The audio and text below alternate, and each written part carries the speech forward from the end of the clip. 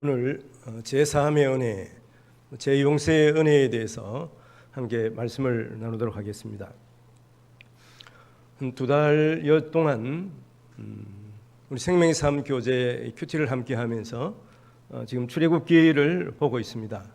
출애굽기 내용은 하나님께서 이스라엘 백성들을 애굽에서 구출하시고 또 하나님께서 예정하신 약속하신 가나안 땅에 들어가게 하시는 그 40여 년간의 여정 가운데서 최초의 한 1년여의 그 상황들을 기록하고 있습니다. 먼저 하나님께서 이스라엘 백성들을 애굽에서 구해내시고 또 하나님의 백성으로서 하나님께서 언약 백성 삼으시고 말씀을 주시는 내용이 1장에서 24장까지 기록이 되어 있고 또 25장부터 40장까지는 성막에 대해서 말씀하고 있습니다. 성막을 어떻게 만들 것인가 하는 것과 더불어서 그 성막을 제작하는 그 내용까지 완성하는 내용까지가 40장까지 기록이 되어 있습니다. 성막은 하나님께서 이스라엘 백성들을 하나님의 백성 삼으시고 하나님께서 그들과 교제하시며 또 그들이 하나님 앞에 제 용서를 받게 하시는 그것을 위해서 하나님께서 제작하게 하신 것입니다. 이것은 하나님께서 최초에 6일 동안 온 세상을 창조하신 것과 연관이 있습니다. 6일 동안 세상을 창조하실 때 우리가 생각을 해보면 첫째 날에 하나님께서 빛이 있으라 하셨죠. 빛을 만드셨잖아요. 그래서 이 성막의 그 구조를 우리가 보면 지성소에 법궤가 있습니다. 그리고 그 위에 속죄소가 있고 그 속죄소에 그룹 천사가 있어요. 하나님께서 그 그룹 천사 있는 그룹 사이에서 하나님께서 이스라엘 백성들을 만나고 말씀하신다고 그랬거든요.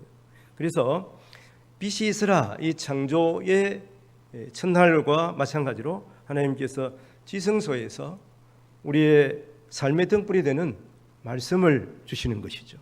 그리고 거기서 나와서 성소에 들어가면 성소에 금등대가 있습니다.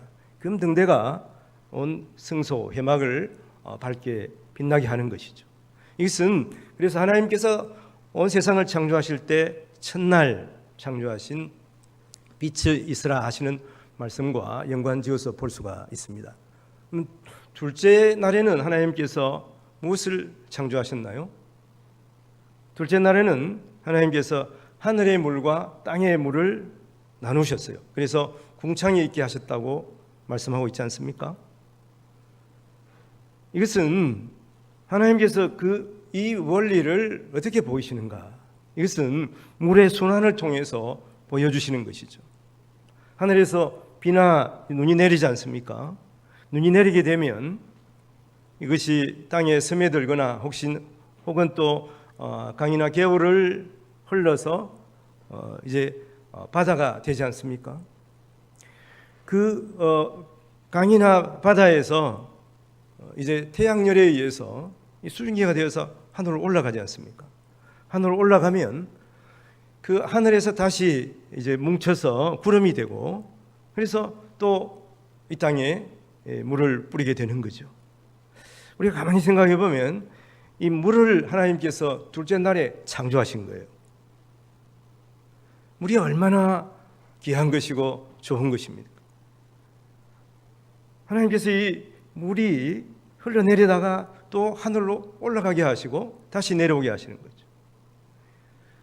하나님께서 온 세상을 창조하실 때 물을 우리가 생각하면 또 세상의 온도를 생각하면 세상에 온도가 이렇게 올라가기 지열이 있게 되니까 이제 바닷물이나 냇물이 수증기가 되어서 하늘로 올라가거든요.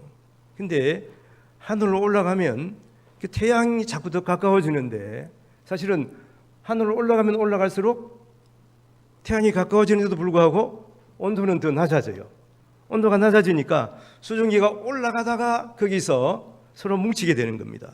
그래가 무거워지니까 이제 땅으로 다시 내려오게 하는 이러한 순환 원리예요. 하나님의 놀라우신 지혜를 우리가 분명히 볼 수가 있습니다. 오늘 말씀드리는 오늘 본문 내용이 물두멍에 대한 얘기거든요. 하나님께서 물두멍을 만들고 거기에 물을 담으라 그렇게 말씀하는 거예요. 그래서 이 성막에서 이 물두멍은 하나님께서 제 두 번째 날에 창조하신 하늘의 물과 땅의 물과 연관이 있다고 하는 것을 우리가 알 수가 있습니다. 그리고 물은 우리를 깨끗하게 하지 않습니까?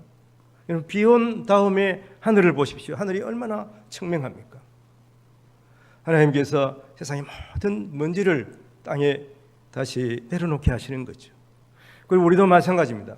우리도 더운 여름날이나 일 열심히 하거나 운동을 하고 여러분 집에 돌아오게 되면 땀 범벅이 되지 않습니까? 그러나 물로 깨끗이 씻게 되면은 얼마나 상쾌한지 모릅니다. 그래서 우리가 또 잠을 자고 또 아침에 일어나서 일을 할 수 있게 되는 거 아니겠습니까? 물은 이렇게 우리를 깨끗하게 하는 그러한 농도를 가지고 있어요. 하나님께서 이렇게 물을 창조하셔서 우리로 이 땅에서 살아가면서 이 더러운 것을 깨끗하게 씻게 하셨어요. 우리가 잘 모르지만 또 우리가 물을 먹음으로 말미암아서 우리 몸속에 있는 많은 노폐물들을 밖으로 배출하지 않습니까? 그래서 의사가 물만 잘 먹어도 건강을 잘 유지한다 그래요. 물 많이 드시기 바랍니다. 물 많이 드시고 싶지 않습니까? 별로 아멘 얘기가 없으신데 물을 많이 드십시오. 물을 많이 먹는 것이 건강을 유지하는 거예요. 그래서 자기 스스로 생각할 때 내가 물을 조금 먹는다, 하루에 한 2리터 이상 먹지 않는다 생각하면 꼭 물을 많이 드시기 바랍니다. 그래서 몸속에 있는 노폐물들을 다 씻어내야 하는, 하나님께서 이렇게 우리에게 참 놀라운 선물을 주셨어요. 이 물이 흔한 거지만 물이 없으면 우리가 어떻게 살겠습니까? 그리고 또 물은 위에서 아래로 내려가지 않습니까? 이것은 하나님께서 이 물을 통해서 순환하도록 하시는 방법이에요.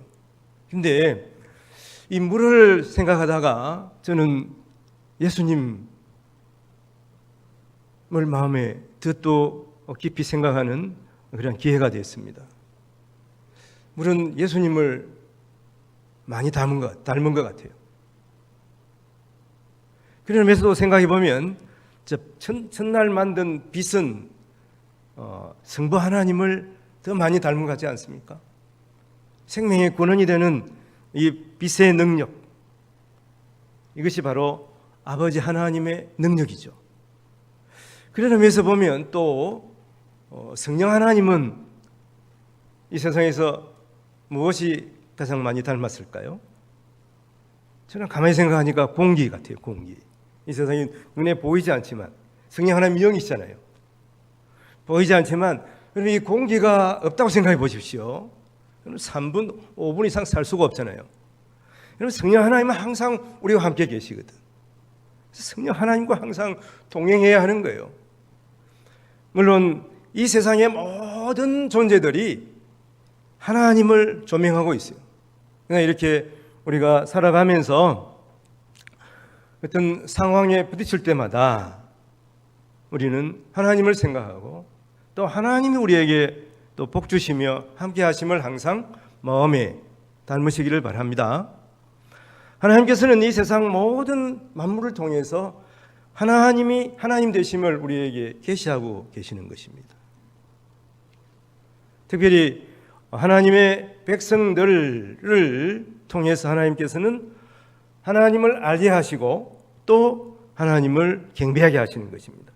이것이 구약에서 특별히 이스라엘 백성들을 택하시고 또 그들에게 행하시는 그 하나님의 사역을 우리가 보면, 하나님의 일하심을 보면은 우리가 하나님께서 하나님의 백성들에게 어떻게 말씀하시고 행하시는가를 분명히 우리가 잘 알 수가 있습니다. 하나님께서는 이스라엘 백성들을 애굽에서 구원하셨죠. 그래서 자기 백성을 삼으시지 않았습니까? 그리고 그들에게 말씀하셨어요. 그들과 언약을 맺으시고 또 십계명을 주셨어요. 그리고 성막을 하나님께서 만들게 하셔서 하나님과 교제하게 하시고 백성들이 그 회막에 나와 성막에 나와서 하나님 앞에 제사를 드릴 때 하나님께서는 그들이 지은 죄를 용서하셨어요. 이렇게 하나님과 관계를 지속적으로 맺게 하시기 위해서 하나님께서는 성막을 만들고 그리고 하나님께 예배하게 하신 것입니다. 우리가 평소에 성막에 대해서 별로 관심이 없는데 혹시 있으면 그 성막 한번 첫 페이지 한번 띄워주시면 감사하겠습니다. 자, 이게 이제 이스라엘 백성들이 40년 동안, 그러니까 정확히 말하면 38년 동안 광야에 다니면서 이렇게 하나님 앞에 제사 움직이는 성전 회막이에요. 거기 보면 앞쪽에 보면 그 이렇게 아름다운 무늬가 되어 있는 문이 있잖아요. 그 문 크기가 길이가 약 20규빗 정도 됩니다. 20규빗이면 약 10m 정도 되거든요. 그래서 저 성막에는 오직 저 성막문을 통해서 들어가는 거예요. 이게 성막문도 예수 그리스도를 예표하고 있습니다. 그러니까 우리는 오직 예수 그리스도를 통해서 하나님 앞에 나가게 되는 것을 말씀하고 있습니다. 그 앞에 보면은 이제 제단이 있죠. 제단은 짐승을 태워서 하나님 앞에 올려드리는 그 번제단입니다. 저기서 짐승 제사를 드리는 거예요. 그 다음에 오늘 말씀드리고자 하는 물두멍이에요.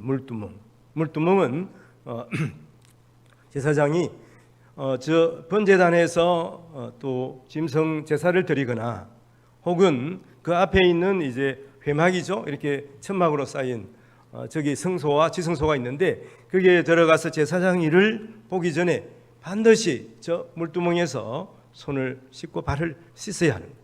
그리고 하나님께서 주신 그 직분을 감당하도록 하신 것입니다. 이렇게 이 번제단과 이 물두멍, 특히 이 물두멍은 번제단과 성소 사이에서 이렇게 죄 씻음의 그 분명한 행위를 할 수 있도록 그렇게 하나님께서 만들어 주신 것입니다. 그래서 제사함 받고 하나님의 백성으로서 이스라엘 백성들이 살아가게 하신 것이죠. 먼저 오늘 첫 번째로 이 물두멍의 위치, 오늘 지금 보는 대로 번제단과 회막 사이에 있죠. 그래서 18절 말씀해 보면 너는 물두멍을 놋으로 만들고 그 받침도 놋으로 만들어 씻게 하되 그것을 회막과 제단 사이에 두고 그 속에 물을 담으라. 이렇게 말씀하고 있습니다. 이 물두멍은 오늘 말씀에서 본 것 같이 놋으로 만들라 그렇게 말씀하고 있어요. 물두멍 한번 볼까요? 어떻게 생겼나? 아래쪽에 있는 것이 물두멍이에요. 마치 세숫대야처럼 생기지 않았습니까? 그래서 이 놋으로 일일이 이렇게 쳐서 만들도록 그렇게 하신 거예요. 근데 성막의 모든 기구들은 다 규격이 있습니다. 근데 유일하게 규격이 없는 것이 바로 물두멍이에요. 크게 만들어도 되고 작게 만들어도 되고. 그래서 실제로 이 성막이 고정된 건물로 되는 것이 이제 성전이거든요. 솔로몬 성전에서 보면 저 물두멍을 바다라고 그렇게 명명하기도 합니다. 열왕기상 7장 23절 26절에 보면 또 바다를 부어 만들었으니 그 직경이 10규빗이요 그 모양이 둥글며 그 높이는 5규빗이요 주위는 30규빗 줄을 둘만 하며 바다의 두께는 손 한 너비만 하고 그것에 가는 백합화의 양식으로 잔가와 같이 만들었으니 그 바다에는 2000밭을 담겠더라. 조금 전에 이렇게 물대야처럼 이렇게 생겼는데 솔로몬 때는 말 그대로 바다라 이렇게 말했습니다. 이 바다는 히브리어로 얌이라 그러거든요. 실제로 바다, 저기 우리 강이 내려가다가 큰 바다가 되잖아요. 그 바다라고 이렇게 불렀습니다. 그만큼 크다는 거예요. 그래서 직경, 이 지름이 10규빗이라 그랬잖아요. 10규빗이면 약 5m 정도 되거든요. 그리고 그 높이도 약 한 5규빗, 약 한 2.5m 정도 되는 엄청난 크기의 그런 물두멍을 만드셨습니다. 솔로몬은 그 당시에 세계 최고의 부자거든요. 그래서 가장 크고 좋은 것으로 이렇게 만들었습니다. 놀랍게도 거기에 어느 정도 물을 담았냐 하면은 2000밭을 담겠다 이렇게 되어 있거든. 2000밭이면 어느 정도 되는 줄 압니까? 1밭이 약 22리터니까 2000밭이면은 약 44톤이에요. 엄청난 물을 담은 이 물두멍을 성전 앞에다 둔 것입니다. 이 다른 것은 다 규격이 있습니다. 솔로몬이 얼마든지 크게 성전을 만들 수 있었겠지만 이렇게 규격을 딱 하나님 정해 놓으시니까 다른 거는 이렇게 크게 만들 수가 없어요. 근데 딱 규격이 없는 이 물두멍은 솔로몬이 크게 만들고자 했던 것이죠. 이 의미는 무엇입니까? 우리가 하나님 앞에 큰 죄도 있고 작은 죄도 있습니다. 그러나 모든 죄는 하나님 앞에 다 씻음받아야 되는 걸 또 말씀하기도 하지만 그와 더불어서 우리가 하나님을 섬길 때 다양한 모습으로 하나님을 섬기는 것을 우리가 마음속에 담아야 됩니다. 다른 사람하고 비교할 이유가 없습니다.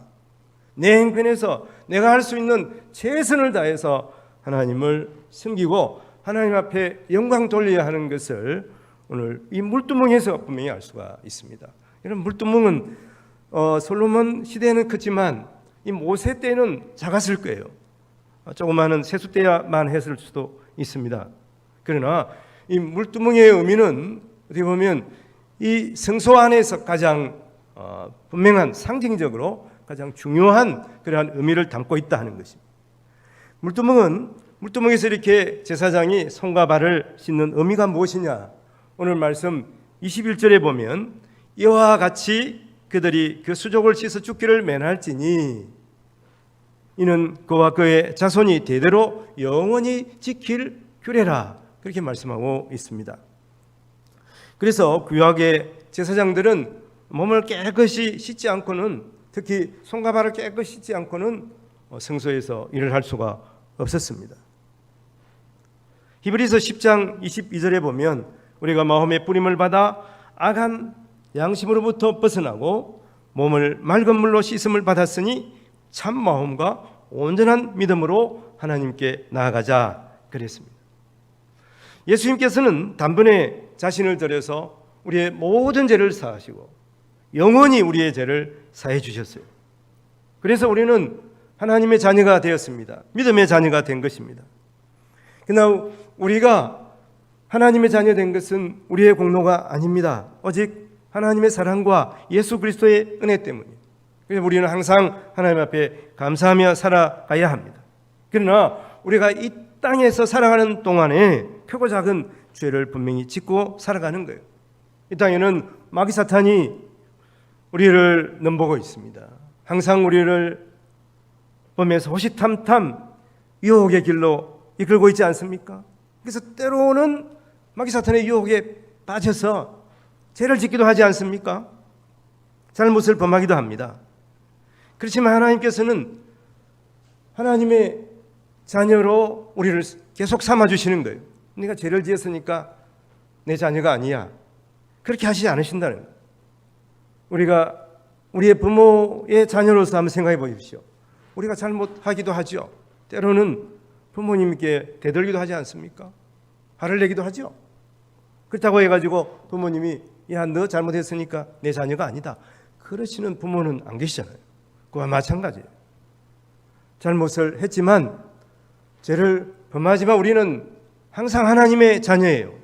그렇지만 하나님의 자녀라면 우리의 잘못이 있으면 뉘우쳐야 돼요.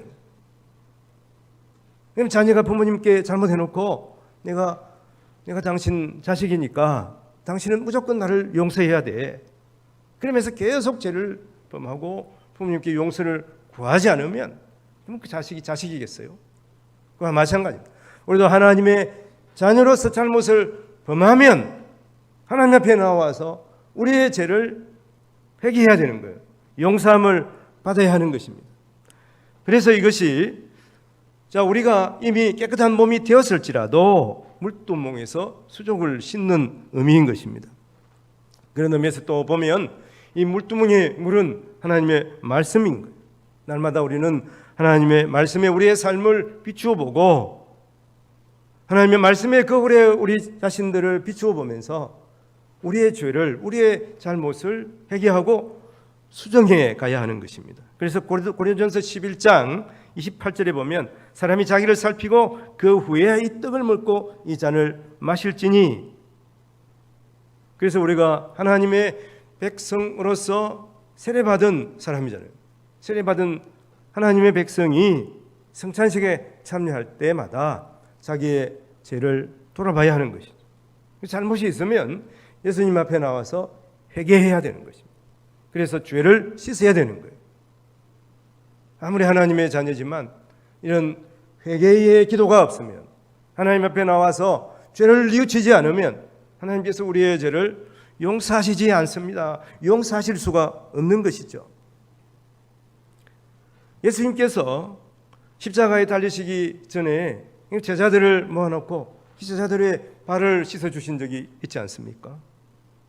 그때 사실은 이 제자들도 피곤하고 예수님도 피곤해요. 본래 그 제자들이 예수님의 발을 씻어줘야 되는데 아무도 씻어주지 않는 거예요. 그래서 예수님께서 수건을 허리에 두르시고 세숫대야에 물을 담아 오셔가지고 제자들의 발을 씻겨주시기 시작합니다. 이제 베드로 차례가 왔어요. 베드로는 자기 양심에 도저히 예수님이 내 발을 씻으시면 안 됩니다. 그래서 주여 내 발은 씻겨주지 마소서, 이런 말을 하는 거예요. 그 내용이 요한복음 13장 8절에 있습니다. 요한복음 13장 8절에 보면 베드로가 이르되 내 발을 절대로 씻지 못하시리이다. 예수께서 대답하시되 내가 너를 씻어주지 아니하면 네가 나와 상관이 없느니라. 그렇게 말씀하시는 거예요. 이것은 무슨 의미입니까? 예수님께서 오늘 이 시간 우리의 손과 발을 씻겨주시기 원하시는 거예요. 우리 자신들 한번 보세요. 지난날 한번 돌이켜보세요. 주님 앞에 혹은 또 집안 식구들이나 주위의 이웃들에게 잘못한 것이 있습니까? 그래서 내 발이 너무나 지금 지저분하구나, 더럽구나, 그렇게 생각할 수도 있어요. 그래서 하나님 앞에 발을, 예수님 앞에 지금 양말 벗은 더러운 발을 내어놓기 싫습니다, 이렇게 생각할 수도 있지 않겠습니까? 어떻습니까? 그러나 예수님은 오늘 더러운 발을 주님 앞에 내놓기를 원하십니다. 제사장들이 자기의 손과 발을 물두멍에서 씻어 깨끗하게 한 것처럼 예수님께서는 우리의 손과 발을 깨끗하게 하시기를 원하시는 거예요. 그러나 그걸 숨겨놓고 예수님 앞에 내놓지 않으면 예수님께서 씻어주지 않으시는 거예요. 씻겨주실 수가 없지 않겠습니까? 우리 자신들을 돌이켜 보십시오. 잘못이 있으면 주님 앞에 나와서 주님, 제가 이런 잘못을 범했습니다. 용서하여 주십시오. 내가 너무나 부족하고 연약합니다. 그러나 주님께서 용서하시면 내 손발이 깨끗하게 되는 줄로 믿습니다. 사실은 하나님 앞에 예배하는 자들은 먼저 회개의 기도를 드리고 지난 한 주간 동안 우리가 잘못한 것이 무엇인가를 돌이켜보면서 하나님 앞에 회개하고 먼저 예배를 드리는 거예요. 그래서 보면 예배 순서에 보면 먼저 어떤 교회들은 회개의 기도 시간이 있어요. 우리 성도님도 좀 일찍 좀 나오세요. 시간 지나서 나오지 말고. 여러분, 시간 지나서 나오면 지금 목사님이 말씀하시는 것에 대해서는 은혜를 받을 수도 있겠지만 마음에 준비가 안 돼 있으면 하나님께서 은혜를 쏘아부시지 않는 거예요. 먼저 하나님 앞에 좀 일찍 나오셔서 지난 날을 돌이켜보면서 회개도 하고 기도도 하고 좀 찬양도 부르고, 찬양 뭐 크게 부르지 못하지만 물론 이제 코로나가 끝나면 이게 좋은 찬양으로 먼저 준비 찬송을 드립니다만은 좀 일찍 나오세요. 10분 일찍 나오면 은혜가 배나 쏟아지는 거예요. 오늘 좀 부끄러운 모습인데 우리 교회에 처음 나오신 분들 제일 먼저 나오셨더라고요. 그러면 성도님들이 좀 본을 보여야 되지 않겠습니까? 먼저 나오는 성도님들이. 그리고 이제 코로나가 이제 백신을 맞게 되면 코로나가 종식이 됩니다.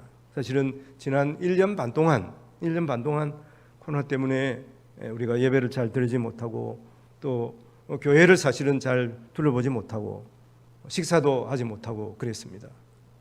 하지만 우리 관심은 항상 교회에 있었던 걸로 생각합니다.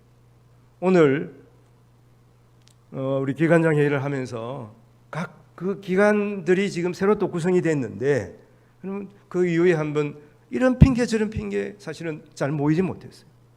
그래서 우리가 맡은 구역들이 있습니다. 그 구역들을 오늘 다시 이 각 그 기관들이 정해서 번호를 하시든지 정하든지 이렇게 해가지고 한번 좀 돌아보고 청소를 하시면 좋겠어요. 그래서 이제 우리가 코로나 끝날 때 더 기쁜 마음으로 더 청결한 모습으로 교회에서 하나님 앞에 예배 드릴 수 있도록 해야 하겠습니다. 하여튼 이렇게 깨끗하게 되어야 그리고 하나님 앞에 온전히 회개해야 그래야 하나님의 일을 잘할 수가 있게 되는 거죠. 오늘 말씀에서 보면 거룩한 제사장의 임무를 수행할 수가 있는 것은 먼저 몸이 깨끗하게 되어야 한다. 손발을 깨끗하게 씻고 그 직분을 수행하라고 하는 거예요. 오늘 20절 말씀에 보면 이런 말씀이 있어요. 그들의 회막에 들어갈 때에 물로 씻어 죽기를 면할 것이요 제단에 가까이 가서 그 직분을 행하여 여호와 앞에 화제를 살을 때에도 그리할지니라. 물로 씻어 죽기를 면할 것이요 그 다음에 제단에 가서 그 직분을 행하라 이렇게 말씀하고 있는 것이죠. 그래서 제사장의 직책을 수행할 때 먼저 물두멍에 씻으라 하는 거예요. 이것은 먼저 하나님 앞에 나와서 회개하고 그래서 깨끗하게 되어서 그 직분을 수행할 수가 있다 하는 거예요. 제사장의 직분을 말하니까 우리는 제사장이 아닌데 목사님이나 혹 장로님까지 제사장일 수 있겠네 이렇게 생각하실 수도 있죠. 그렇지가 않습니다. 분명히 베드로 사도가 베드로전서 2장 9절에 말씀하셨어요. 베드로전서 2장 9절을 보면 너희는 택한 족속이요 왕같은 제사장들이요 거룩한 나라요 그의 소유가 된 백성이니 너희를 어두운 데서 불러내어 그의 귀한 빛에 들어가게 하신 이의 아름다운 덕을 선포하려 함이라 이렇게 말씀하고 있습니다. PPT를 좀 보고 바로바로 좀 넘겨주시면 좋겠어요. 읽을 때 그렇게 넘겨주시면 좋겠습니다. 성도들이 함께 보면 좋겠어요. 자, 베드로 사도 예수 믿는 모든 성도가 제사장이라고 그렇게 말씀하고 있지 않습니까? 자, 그래서 우리가 이 시대에 왕 같은 제사장인 것을 분명히 알아야 하는 것이죠. 그리고 중요한 것은 또 뭐냐 하면 자, 우리가 마음속에 죄가 있고 잘못이 있으면 죄책감이 있으면 우리가 맡은 직분을 잘 행할 수가 없습니다. 누구라도 마찬가지예요. 하나님의 일도 마찬가지지만 여러분 세상 일도 죄책감으로서 말미암아서 자신감을 잃고 그 일을 여러분 정상적으로 수행하지 못하는 경우를 너무나 많이 보지 않습니까?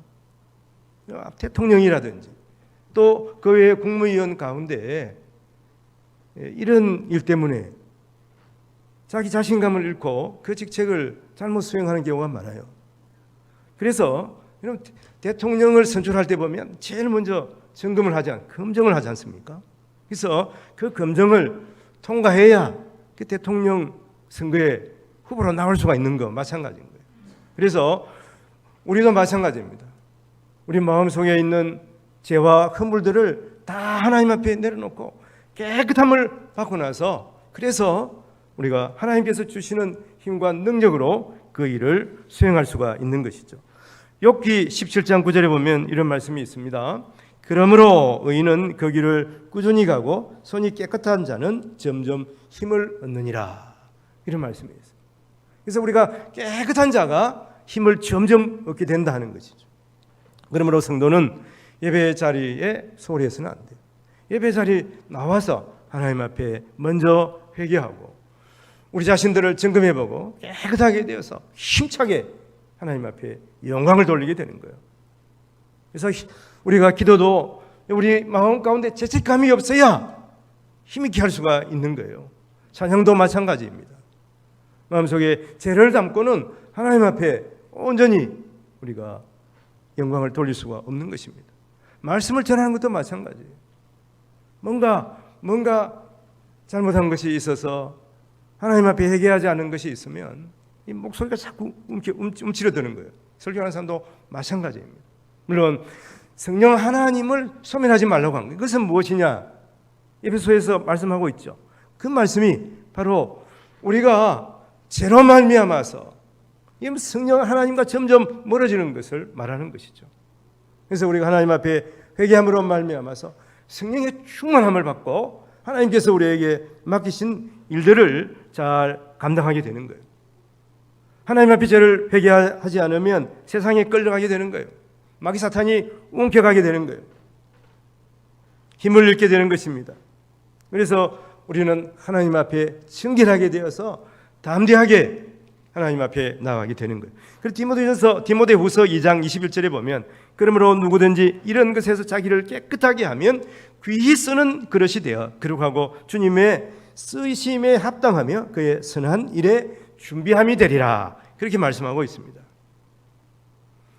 그래서 우리가 깨끗한 그릇이 되어서 하나님 앞에 쓰임 받아야 되는, 아무리 아름답게 생겨도 아무리 귀한 은그릇이라도 더러우면 하나님께서 사용하실 수가 없는 것이죠. 우리가 깨끗하게 된다는 것은 하나님 앞에 나와서 회개하는 것을 분명하게 말씀합니다. 하나님께서는 우리가 하나님 앞에 또 세상 앞에서도 귀하게 쓰임받기를 원하시는 것이죠. 그리고 하나님께서는 우리의 모든 수고를 알고 다 갚아주시는 것입니다. 하나님께서는 의의 면류관을 준비하고 계시는 거예요. 영광의 면류관을 준비하시고 우리의 머리에 씌워주시기를 원하시는 거예요.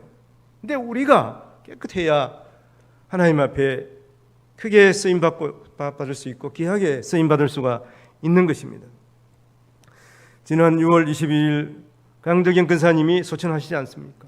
제가 그 소식을 듣고 또 슬퍼하면서도 장례 예배를 준비할 수밖에 없지 않았습니까? 그분의 삶을 생각하면서 이 말씀이 갑자기 떠올랐어요. 디모데후서 4장 7절 8절. 그 천국 환송 예배에서 이 말씀으로 잠깐 말씀을 드렸습니다.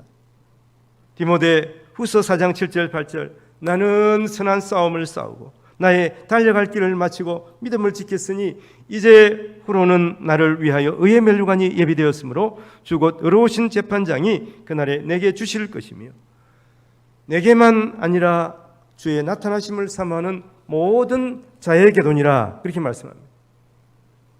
우리 근사님 물론 저보다 잘 아시는 분이 많겠습니다마는 연세가 21세에 시집을 오셔서 다른 교회에 출석합니다마는 지장로님을 낳으시고 3개월 만에 남편이 돌아가셨어요. 그러니까 69년 동안 아들과 함께 어떻게 보면 혼자서 사신 거예요. 69년 동안 70년 가까이. 그러나 하나님을 의지하고 선한 싸움을 싸우고 믿음을 지키신 분이에요. 그래서 지금 주님 품에 영원한 안식을 누리고 계십니다. 하나님께서는 영광의 면류관, 의의 면류관을 씌워주셨을 것이라고 지금 기뻐하면서 아마 이 예배를 함께 드리고 계시는 주시는 줄도 모릅니다. 천국에서 지금 기뻐하시며 우리를 내려다보고 계시는 줄도 몰라요. 요한계시록에 보면 우리 하나님이 새 하늘과 새 땅을 준비하시고 믿는 자들에게 새 예루살렘 성에서 살게 하시는 거예요.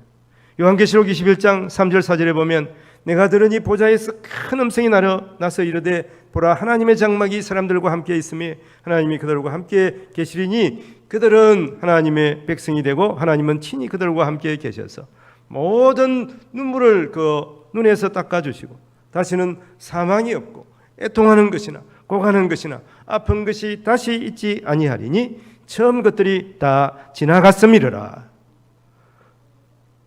하나님께서는 천국을 예배하시고 또 우리를 그곳으로 인도하시기를 원하시는 것이죠.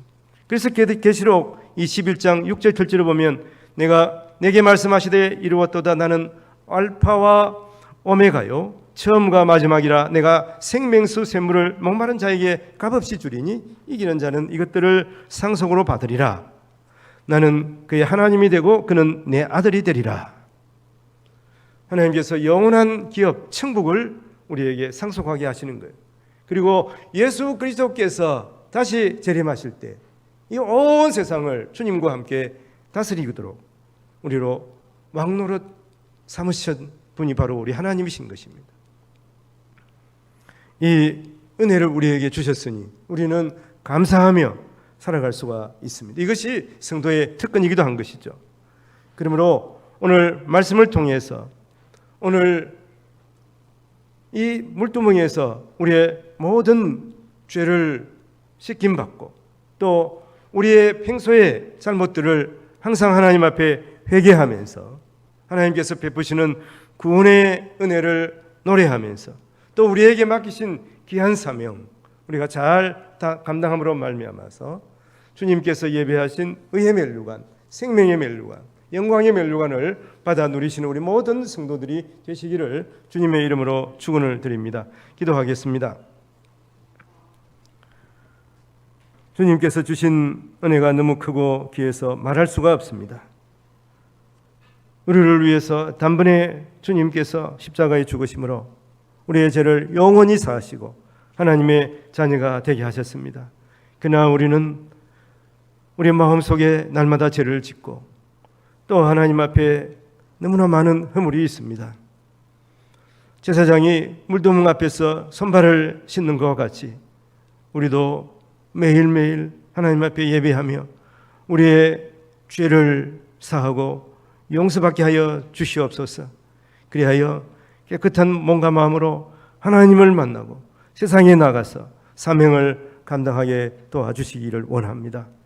우리를 이 시대의 왕같은 제사장 삼으셨습니다. 우리에게 주신 사명이 있습니다. 우리가 깨끗하게 되어서 하나님께서 주신 사명을 감당하고 의의 멸류관, 생명의 멸류관을 받아 누리는 우리 모든 성도들 되게 하여 주시옵소서. 감사하고 우리를 죄에서 구원하신 우리 구주 예수님 이름으로 기도하옵나이다. 아멘.